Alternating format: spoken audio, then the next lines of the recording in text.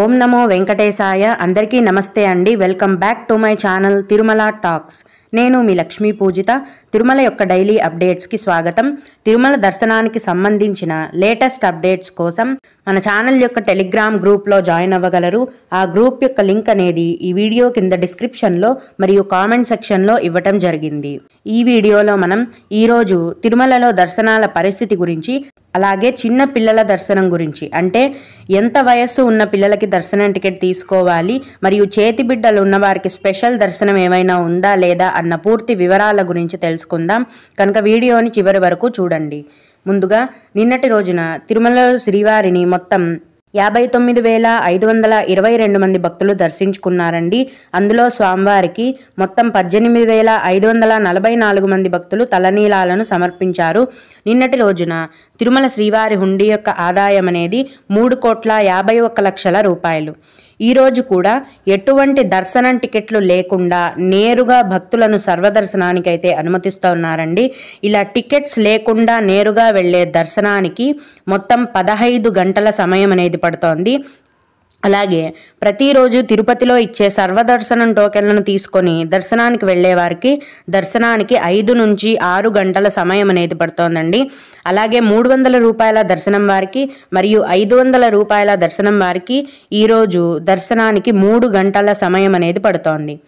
చిన్న పిల్లల దర్శనాల వివరాలను తెలియజేయమని చాలామంది భక్తులు అడుగుతున్నారండి. 12 ఏళ్ల లోపు వయస్సు ఉన్న పిల్లలకు ఎటువంటి దర్శనం టికెట్లు కూడా అవసరం లేదండి. నేరుగా మీతో పాటు దర్శనానికి తీసుకొని వెళ్ళొచ్చు.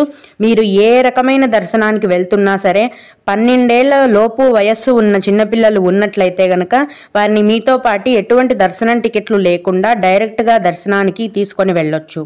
అలాగే 1 సంవత్సరం లోపు వయస్సు ఉన్న చిన్న పిల్లలకు టీటీడీ వారు స్పెషల్ దర్శనాన్ని కేటాయిస్తున్నారండి.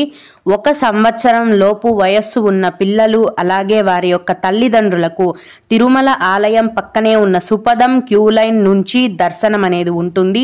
ఈ క్యూ లైన్లో వెళ్ళటానికి ఎటువంటి దర్శనం టికెట్లు అవసరం లేదండి. మీ బిడ్డ యొక్క బర్త్ సర్టిఫికేట్ కానీ, అది లేకుంటే మీ బిడ్డ పుట్టిన డెలివరీ రోజు హాస్పిటల్ రిసిప్ట్స్ ఉండాలి. అలాగే తల్లిదండ్రుల యొక్క ఆధార్ కార్డులు అనేవి ఖచ్చితంగా ఉండాలి.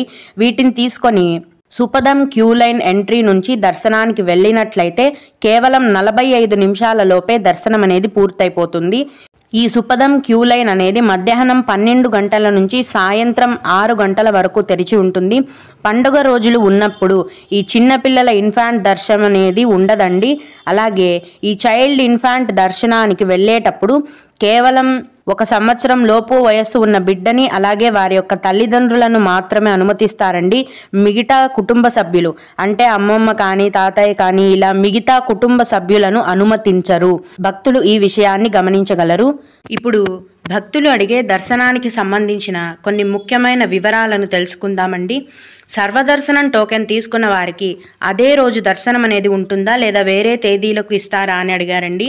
మీరు ఏ రోజైతే సర్వదర్శనం టోకెన్ అనేది తీసుకుంటారో సేమ్ ఆ రోజుకి సంబంధించిన దర్శనమే అందులో ఉంటుందండి. వేరే తేదీకి ఇవ్వరు. మీరు ఏ రోజు దర్శనం టికెట్ తీసుకుంటే ఆ రోజే మీకు దర్శనం అనేది ఉంటుంది. ఇంకొకరు, మేము జనవరి 12వ తేదీన దర్శనానికి వస్తున్నాము, 300 రూపాయల దర్శనం టికెట్లు ఎక్కడిస్తారు అని అడిగారండి. 300 రూపాయల దర్శనం టికెట్లు అనేవి కేవలం ఆన్లైన్లో మాత్రమే విడుదల చేస్తారు, ఇంకెక్కడా ఇవ్వరండి. తిరుపతిలో ప్రతిరోజు కూడా సర్వదర్శనం టోకెన్లు అనేవి టీటీడీ వారు కేటాయిస్తున్నారు. మీరు తిరుపతికి వచ్చిన తర్వాత ఈ సర్వదర్శనం టోకెన్లను తీసుకొని స్వామివారిని దర్శించుకోవచ్చు. అలాగే అలిపిరి మెట్ల మార్గంలో 2 గంటల తర్వాత పిల్లలకు అనుమతి ఉంటుందా అని అడిగారండి. అలిపిరి మెట్ల మార్గం అనేది ఉదయం 4 గంటల నుంచి రాత్రి 8 గంటల వరకు తెరిచి ఉంటుందండి. కానీ మధ్యాహ్నం 2 గంటల తర్వాత 12 ఏళ్ల లోపు వయస్సు ఉన్న పిల్లలని మాత్రం అనుమతించరు.